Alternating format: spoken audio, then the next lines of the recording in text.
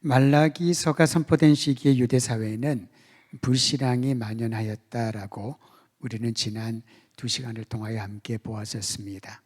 포로 생활을 마치고 귀환을 했지만은 그들에게 있어서 생각처럼 신앙의 갱신과 회복이 잘 이루어지지 않았습니다.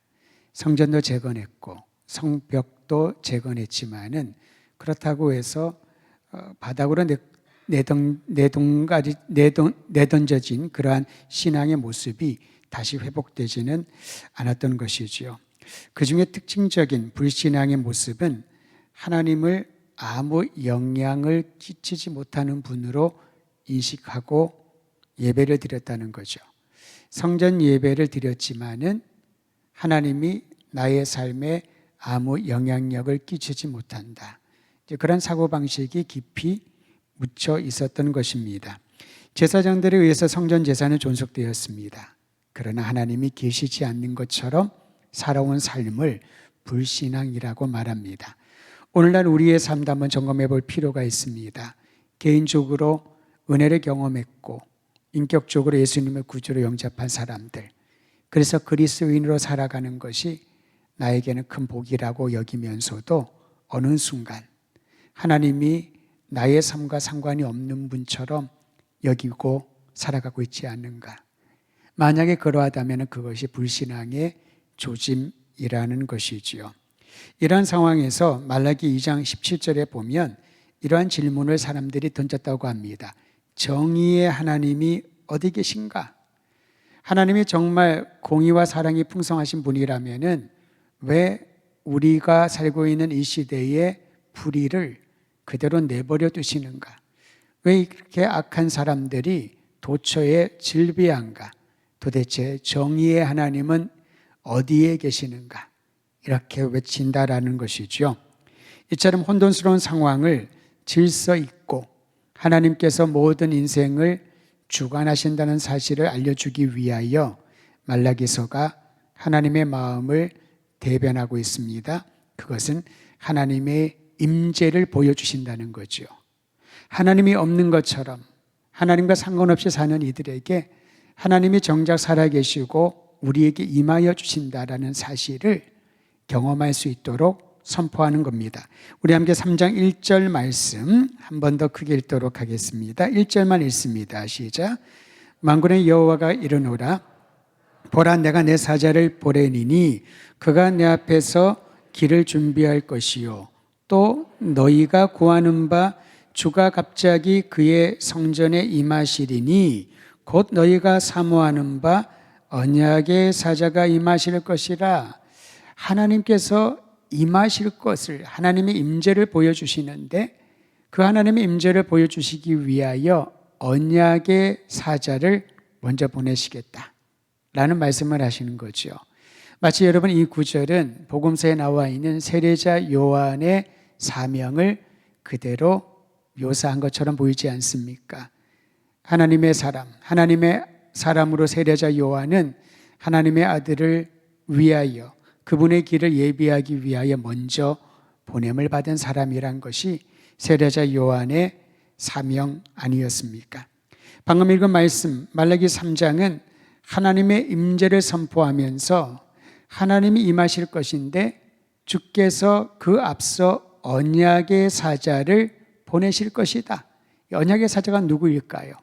말라기 4장 5절에 보면은 그 언약의 사자를 엘리야 선지자의 이름을 언급을 하고 있습니다.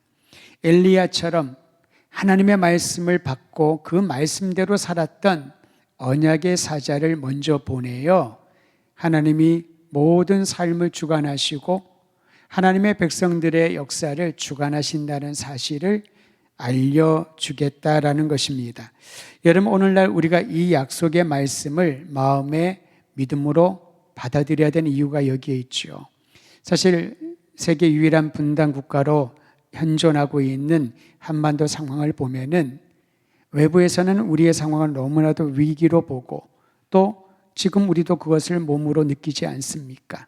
그런데 또 놀라운 것은 모든 백성들이 그렇게 위기의식이 있는 것 같지는 않습니다. 70년이 넘는 시간 동안 이런 일들이 반복되다 보니 아직은 괜찮아. 뭐 특별한 일이 있을까?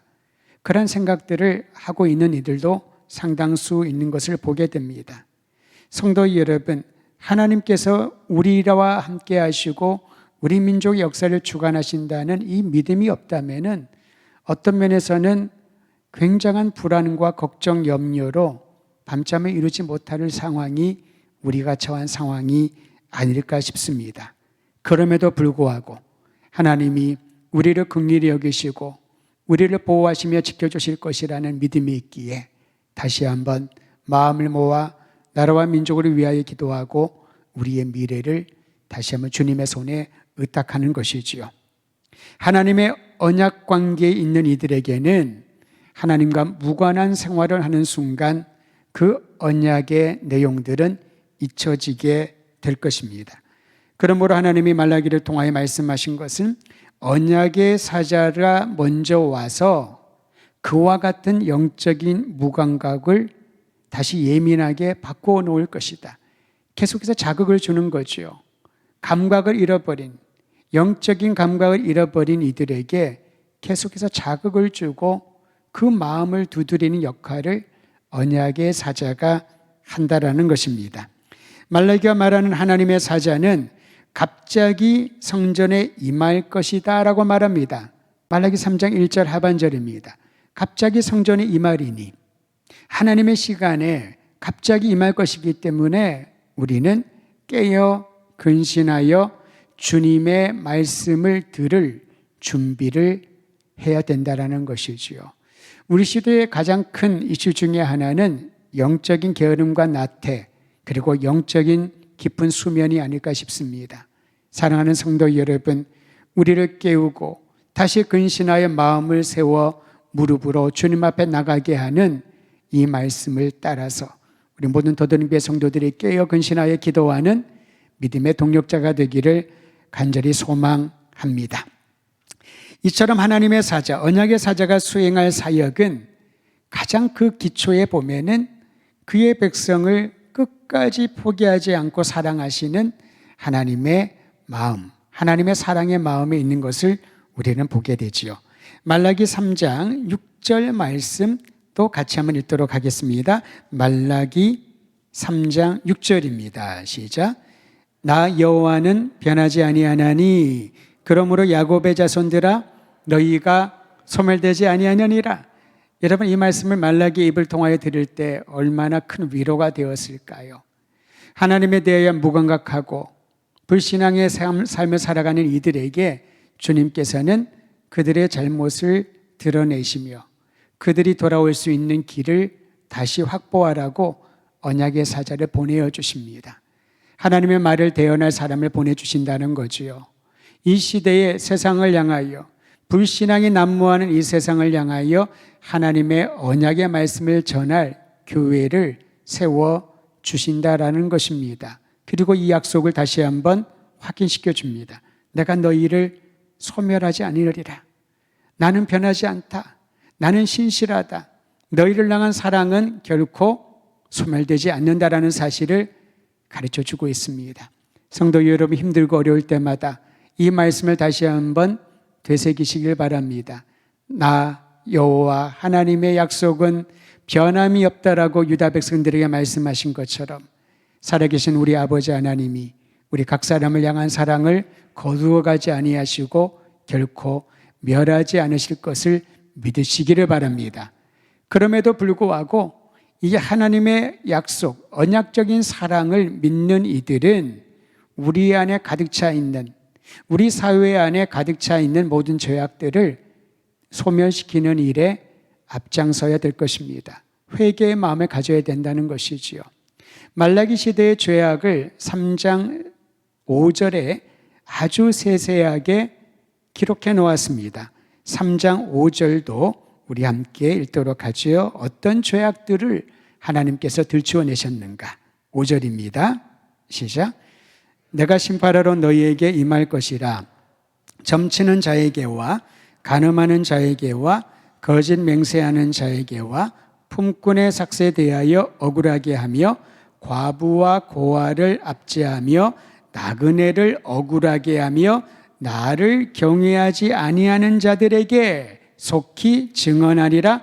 만군의 여호와가 말하였느니라.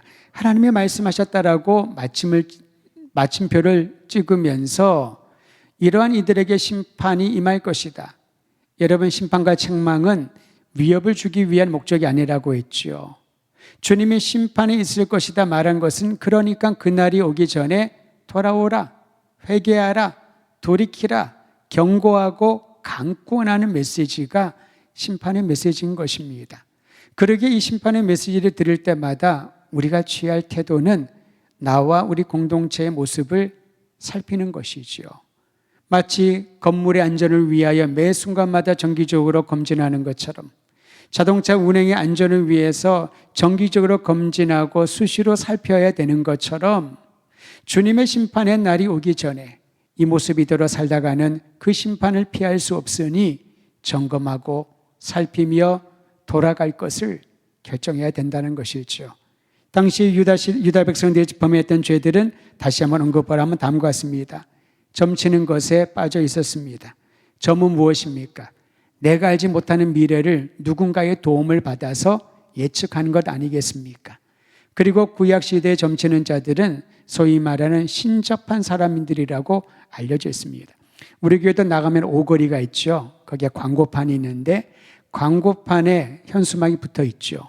그 현수막에 빠지지 않고 있는 것이 조금 전에 신접한, 갓 신접한 누구누구 보살, 선녀, 그런 것들이 붙여 있습니다. 2024년 정말 4차 산업혁명이 들어와서 AI의 도움으로 많은 것들을 편리성을 추구하고 있는 이 시대에도 여전히 많은 사람들이 점치는 이들을 찾는 것은 왜 그럴까요?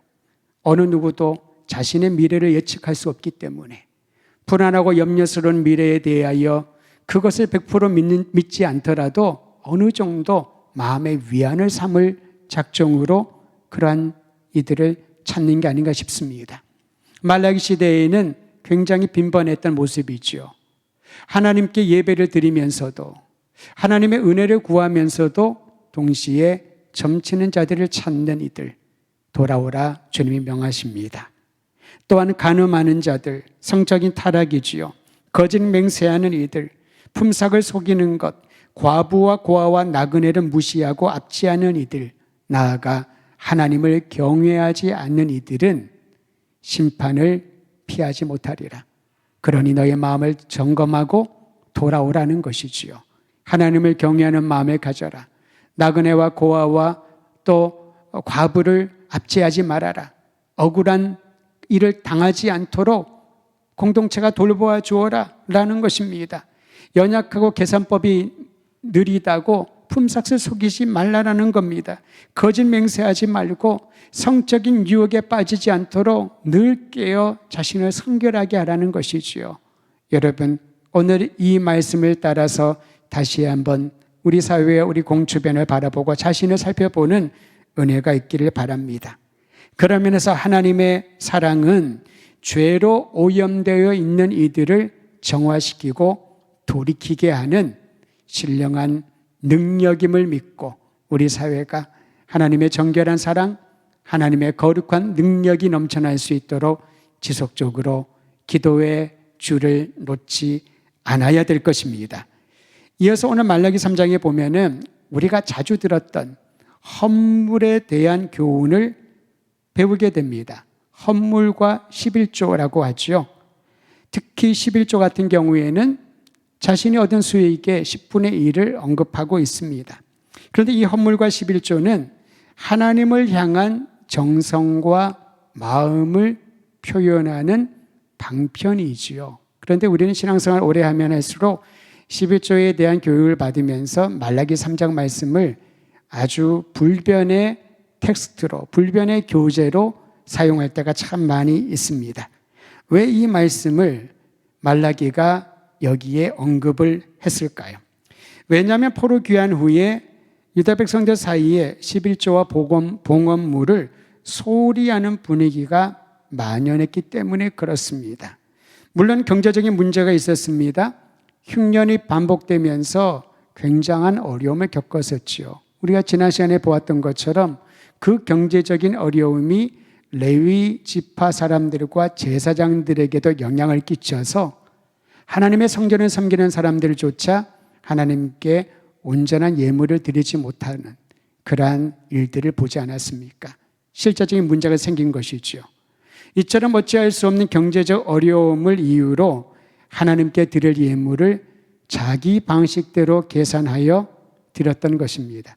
드리지 않기에는 뭐하고, 그리고 드리려고 하니 본인의 생활에 지장을 받겠다고 염려하며 자기 방식대로 계산을 합니다. 말라기는 그런 행태에 대하여 엄중하게 선언하고 있습니다. 어떻게 선언하고 있는지 우리 말라기 3장 8절 같이 한번 읽도록 할까요? 3장 8절입니다. 시작. 사람이 어찌 하나님의 것을 도둑질하겠느냐? 그러나 너희는 나의 것을 도둑질하고도 말하기를 우리가 어떻게 주의 것을 도둑질하였나이까는도다. 이는 곧 11조와 봉헌물이니라. 굉장히 많이 들었던 말씀이지요. 하나님의 말씀이 기록하기를 너희가 하나님의 것을 도둑질하였다라고 말하니 사람들이 그렇게 반응합니다. 우리가 언제 하나님의 것을 도둑질했습니까? 그러니 하나님께 드릴 11조와 봉헌물을 소홀히 한 것, 너의 계산 방식으로 한 것, 하나님이 명하신 대로 순종하지 않은 것, 그것이 곧 하나님의 것을 도둑질한 것이다. 굉장히 마음을 떨리게 하는 경고와 같은 메시지를 3장 8절에 하고 있지 않습니까? 재정이 어렵다는 이유로 인색해진 이들의 태도에 대하여 지적하시는 겁니다. 하나님께 마땅히 드려야 할 것을 자기 판단과 결정에 의해서 중단하고 조정한 것에 대한 그 마음의 중심을 짚어주신 거지요. 때로는 우리는 봉헌이나 11조에 대한 가르침, 교육을 하면서 이 말씀을 자주 인용을 합니다. 그러면서 이렇게 말을 하죠.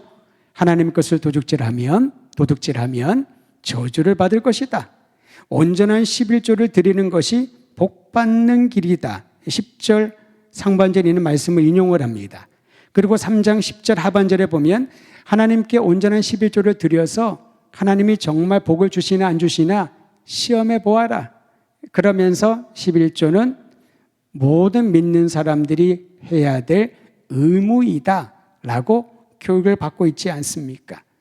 그렇다면 여러분, 말라기서는 하나님의 백성들이 복받기 위한 목적으로, 하나님의 복을 주나 안 주나 시험할 목적으로, 하나님이 던지실 저주를 피할 목적으로 11조를 드려야 되나요? 만약에 그렇다면은 말라기서가 말하고 있는 강조점을 비껴나간 것이라고 할 수가 있습니다. 만약에 내가 더 많은 복을 받고 자녀들이 대대손손 복을 받기 위한 목적으로 마치 11조를 적립하는 것처럼, 영적인 복을 받기 위하여 투자하는 것처럼 그렇게 드려왔다면은 그것은 오늘 본문에서 강조하는 11조와 봉헌물을 드리는 목적과 전혀 빗나갔다는 것입니다. 하나님이 약속하신 복은 세상에서 말하는 주고받는 관계의 복이 아닙니다. 세상은 주는 것이 있어야, 가는 것이 있어야 오는 것이 있다라고 하죠. give and take가 세상의 복과 함께 더불어 사는 삶의 방식이라고 합니다.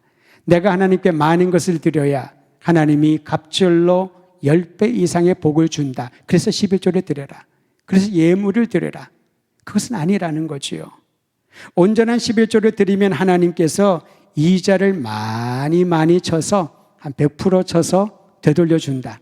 그것도 아니라는 거죠. 우리는 그런 인식을 하고 있는 것 같습니다. 강조점이 잘못됐다는 거죠. 또는 법적이고 의무적인 면에서 11조를 이해한다면 하나님의 언약을 크게 오해한 것입니다. 하나님의 사랑은 조건부 사랑이 아니잖아요. 네가 충성을 다하면 내가 너를 복주리라. 네가 의무를 다 다하면은 내가 너에게 깜짝 놀랄 만한 선물을 주리라. 조건부 사랑이 아니죠. 간혹 그런 분들은 없습니다만 예전에 제가 그런 장면을 본 적이 있습니다. 어디서 예쁜 아이를 보고 친구의 아들이 딸인 것 같아요. 너무 이쁘니까 이리 와 한번 안아줄게. 애들이 가나요. 낯을 가리고. 그러니까 아이들이 유혹을 합니다. 뭘로 유혹을 하나요? 돈을 다 꺼내면서. 신기하죠? 아이들은 학교도 들어가기 전에 돈을 압니다. 물론 가치는 잘 모르겠지만은 나에게 와서 한번 안겨주면 내가 이 돈을 주지. 그러면서 아이들을 유혹을 합니다. 돈 맛을 본 아이들은 처음에는 미적미적거리다가 돈 맛을 보고 나면은 은근히 기대하는 것도 있는 것 같아요. 조건부 사랑이죠. 네가 나에게 열심을 다하면 내가 복을 주리라. 하나님은 그런 분이 아니시잖아요. 내가 너희가 드린 만큼 내가 더해서 주리라. 그런 분이 아니잖아요. 만약에 그렇다면은 우리가 복받지 못하는 것은 정성이 부족해서, 우리가 구원받지 못하는 것은 하나님을 사모하는 마음이 부족해서 그렇다라고 여기지 않을까요? 그것은 복음이 아니지 않겠습니까? 성경에 말하는 은혜는 무엇입니까? 회개망측하고 하나님에 대하여 불손하고 주님에 대하여 원수처럼 살았던 우리들을 하나님은 버리지 아니하시고 끝까지, 지구 끝까지 찾아와 주셔서 그 놀라운 구속의 사랑을 베풀어 주셨다. 이것이 하나님의 은혜 아니겠습니까? 나 같은 죄인 살리신 그 은혜 놀라워 Amazing Grace라고 하는 이 놀라운 은혜는 나 같은 죄인, 죽어도 마땅하고 골백번 죽어도 아무도 거들떠 보지 않을 만한 그러한 죄악된 나를 하나님께서 받아주시고 품어주시고 사랑하시고 나를 살리기 위하여 독생자를 내어주셨다. 이것이 주님의 은혜 아니겠습니까? 그럼 왜 말라기는 여기에서 11조와 봉헌문을 강조했던 것인가요? 우리에게 헌금을 많이 드린 만큼 하나님의 더 많은 복을 주신다는 그것을 가르치기 위한 것이 아니라 믿음의 초점을 두고 있는 것입니다. 하나님에 대한 신뢰, 곧 믿음의 강조점을 두고 있는 것이지요. 경제적으로 어렵고 힘들다 보니 하나님의 백성으로 절기가 되면은 또 성전에 올라가면 예물을 드려야 되는데 그것을 눈속임하기 시작을 합니다. 사람들 앞에서는 11조를 드리는 것처럼 보이지만은 11조가 아니었던 겁니다. 하나님께 정성을 다하여 예물을 드린 것처럼 보이지만은 자기가 스스로 판단하고 계산한 방법으로 하나님께 예물을 드리고 하루하루 살아가는데 그 나머지를 사용하는 것이지요. 자, 우리에도 그런 거 자주 그 주변에 있지 않습니까? 이때 말라기는 무엇을 강조하나요? 하나님을 신뢰하는 거지요. 광야에서 40년 동안 굶주리거나 헐벗지 않도록 그들을 인도하신 하나님을 신뢰하라는 겁니다. 바벨론 포로기에 70년 동안 있으면서도 그의 백성들의 필요와 원하는 것들을 공급해 주신 하나님을 신뢰하고 믿으라는 거지요. 물론 현실적으로는 어려울 수 있으나 그 어려움을 극복할 수 있는 믿음을 가지고 하나님 앞에 온전한 예물과 온전한 예배를 드리면 주님께서 행하시는 일을 보게 될 것이다. 사실은 믿음은 보이지 않는 것의 증거라고 하지 않았습니까? 믿음을 가진다고 갑자기 무슨 일이 생기나요? 없던 빵이 생기고 없던 집이 생기고 그렇지는 않잖아요. 오히려 믿음을 갖고 있어도 있던 것도 사라지는, 다 잃어버릴 수 없는 현실, 잃어버리게 되는 현실이지만 그 순간에도 하나님을 신뢰하는 믿음을 가지면 주님께서는 그의 자녀를 내버려 두지 않으신다는 사실, 이러한 간증들이 있도록 말라기는 봉헌물과 특히 11조에 대하여 가르쳐주고 있는 것입니다. 믿음의 부분이라는 거죠. 그러다 보니 어떤 분들은 이 11조에 대한 것은 구약의 법이고 신약에 이르러서는 굳이 우리가 그것을 하지 않아도 된다라고 생각을 합니다. 물론 11조는 유대 율법에 규정되어 있고 레위인들이나 제사장처럼 하나님을 성전을 섬기는 이들을 공개하는 목적으로 사용되기도 합니다.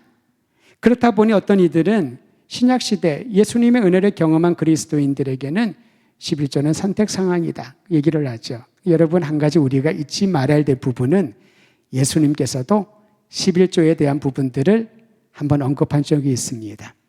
마태복음 23장에 보면 외우기도 쉬워요. 23장 23절에 보면 예수님께서 제자들을 훈계하시고 또 교훈하시면서 뭐라고 말씀하셨냐 하면 우리 한번 찾아볼까요? 마태복음 23장 23절 외식하는 서기관들과 바리새인들에 대하여 책망하면서 제자들에게, 오늘날 우리들에게도 가르쳐 주신 말씀이 있습니다. 마태복음 23장 23절 같이 한번 읽도록 하죠. 시작. 화 있을진저 외식하는 서기관들과 바리새인들이여, 너희가 박하와 회양과 근처의 11조는 들이되 율법에 더 중한 바 정의와 긍휼과 믿음은 버렸도다. 그러나 이것도 행하고 저것도 버리지 말아야 할지니라. 여러분, 예수님이 11조를 언급을 하는데요, 서기관들과 바리새인들이 의무감을 가지고 하나님이 복 주실 것이라고 이 11조를 안 드리면 저주받을까 두려워하는 마음으로, 또는 여러 가지 개인의 이유로 율법이 가르쳤기 때문에 그걸 다 드렸다는 거죠. 그런데 그들의 문제는 그걸로 하나님을 기쁘시게 하는 게 충분하다고 생각했던 겁니다. 하나님께 드릴 이 예물에 관한 규정은 지켰지만은 더 중요한 정의와 긍휼과 믿음은 버렸도다. 말라기에서 봉헌물과 11조를 강조한 것은 믿음에 초점을 두었다고 하지 않았습니까? 하나님에 대한 믿음입니다. 우리의 필요를 채워주시는 하나님에 대한 믿음. 경제적인 어려움이 있고 내가 도대체 이렇게 계산해서 11조가 아니라 31조밖에 드릴 수 없는, 그래야 살 수 있다고 아무리 계산해도 계산법이 안 나오니까요.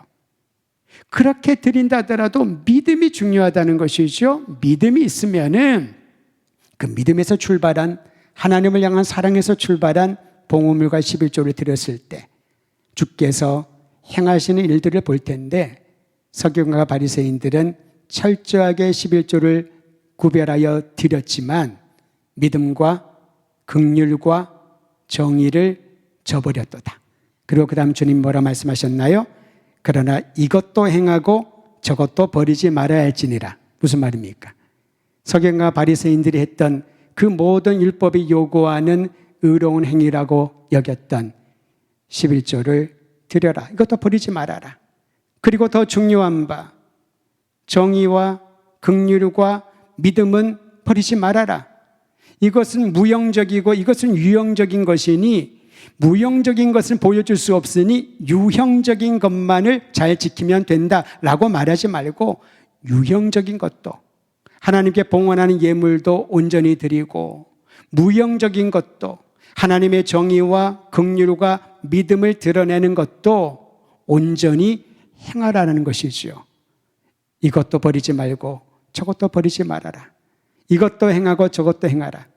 신약시대에 와서는 11조는 강조하지 않는다는 말은, 그것은 이 예물의 정신에 대하여 소홀히 여기는 말라기 시대와 다를 바 없다라는 것이죠. 그럼 어떻게 해야 되나요? 하나님께 드리는 봉헌, 특히 11조에 대하여 우리는 제대로 가르쳐 주어야 된다는 것입니다. 의무라고 가르치지 말고 복받을 길이니까 잘 지키라고 가르치지 말고, 이것은 우리의 생사화복을 주관하시고 모든 것들을 이끌어 주시고 공급하시는 하나님을 향한 믿음의 표현이기 때문에, 그래서 저는 오늘 말씀을 마무리하면서 11조와 헌물은 무엇인가, 표현이란 말로 4가지로 한번 정리해 보려고 합니다. 첫 번째는 11조와 봉헌물은 하나님이 행하신 선한 일과 크신 은혜에 대한 감사의 표현이라는 거죠. 감사의 표현으로 예물을 드릴 때 11조를 구별하여 드리라는 겁니다.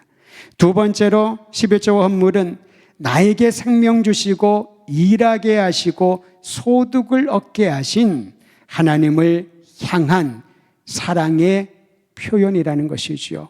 여러분, 사랑은 말로도 충분히 표현할 수 있겠습니다마는 나에게 소득 있게 하시고 나에게 일할 수 있는 일터를 주시고 나에게 건강 주시고 나에게 생명 주신 하나님께 감사와 사랑의 표현으로 구별하여 드리는 것이 11조와 봉헌물이라는 겁니다.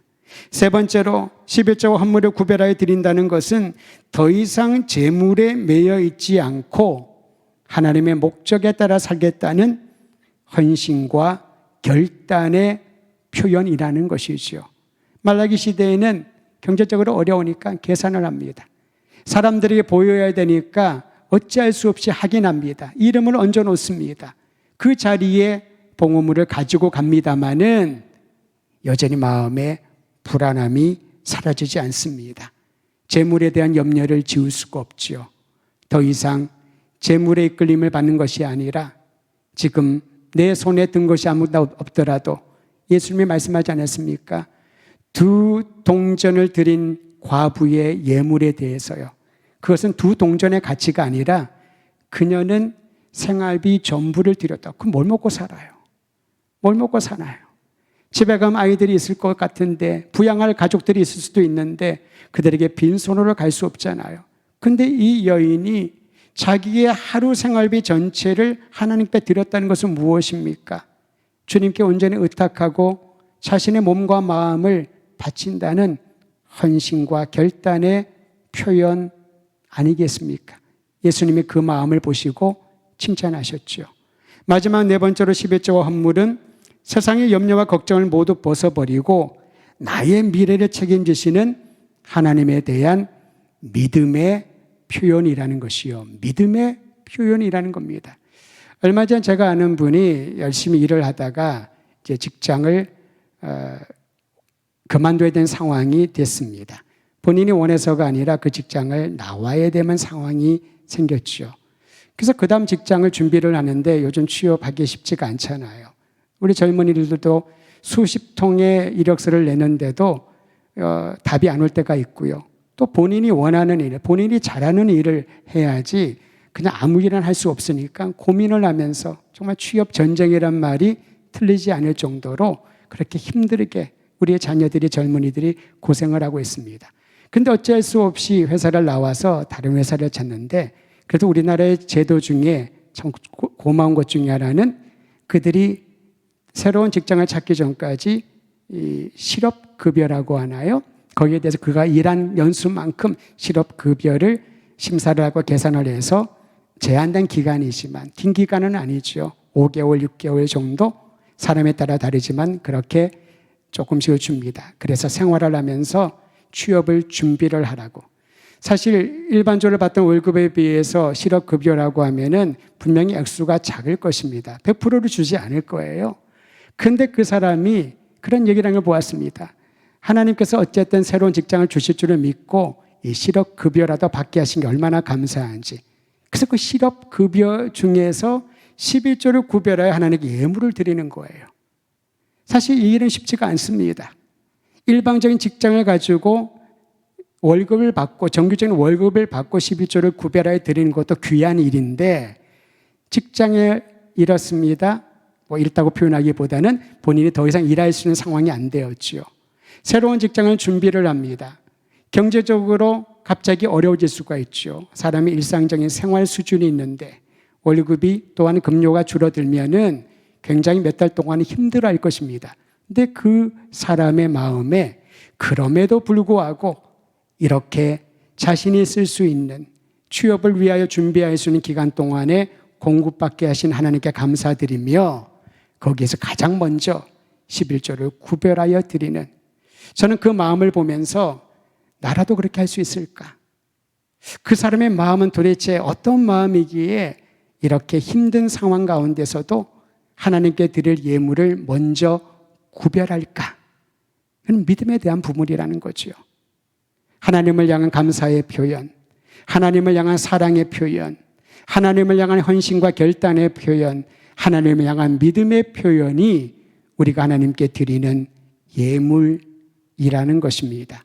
사랑하는 성도 여러분, 오늘 이 말씀을 듣는 모든 분들뿐만 아니라 영상을 통하여 또한 나중에라도 이 말씀을 듣는 모든 이들에게 그저 내가 복받고 하나님의 벌을 받지 않고 그저 의무감으로 마땅히 드려야 하니까 드리는 11조와 봉헌물이 아니라 나에게 베풀어 주신 하나님의 크나큰 사랑과 나의 삶을 지키시고 보호하시고 공급해 주시는 하나님에 대한 믿음과 이제 더 이상 경제적인 것과 나의 필요에 연연하여 근심 걱정하지 말고 비록 부족하고 연약하여도 때마다 시마다 공급하시고 우리를 만족시켜 주시는 목자이신 하나님에 대한 헌신과 결단의 표현으로 우리 자신을 점검하고 하나님 앞에 귀한 정성과 마음을 드리게 되기를 간절히 소원합니다.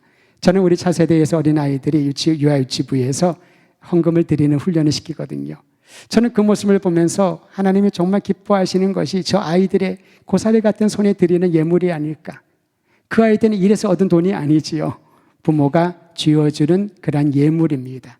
그 봉투에 넣어서 그들이 드릴 때 물론 의무감으로 의식적으로 아는 것이 아니라 드리는 그 행위 자체가 그들에게는 삶의 훈련이 되지 않겠습니까?